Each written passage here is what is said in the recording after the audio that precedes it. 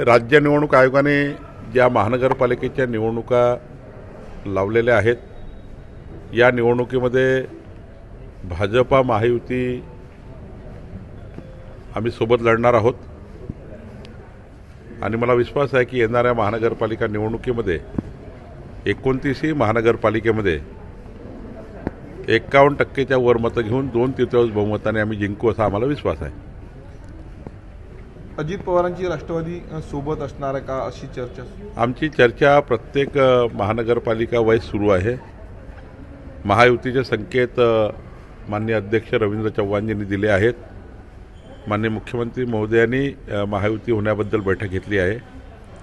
त्या जिल्ह्यातले पालकमंत्री मंत्री हे सुद्धा महायुतीच्या बैठका घेणार आहे आणि महायुती 100% होईल अशी परिस्थिती आहे. अमरावतीमध्ये काय स्थिती? कारण अमरावतीमध्ये सर्व मुलाखती झालेल्या आहे, भाजपच्या स्वबळाची पण तयारी झालेली आहे. अमरावतीची काय स्थिती राहील? सर्वच महानगरपालिकेमध्ये महायुती राहणार आहे, त्यामुळे स्वबळाचा आज तरी विचार नाही.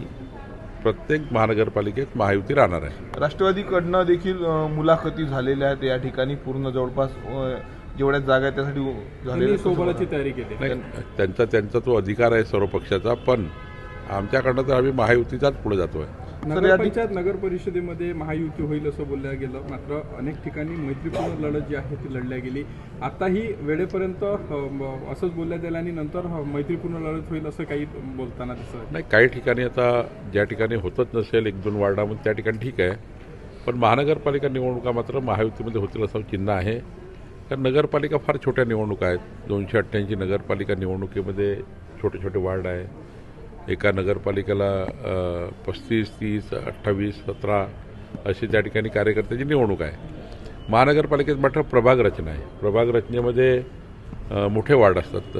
खूप मोठे वार्डमध्ये त्या ठिकाणी प्रभागामध्ये जास्त मतदान आहे. त्यामुळं इथली निवडणूक मात्र महायुतीत लढली पाहिजे असे संकेत दिले आहे.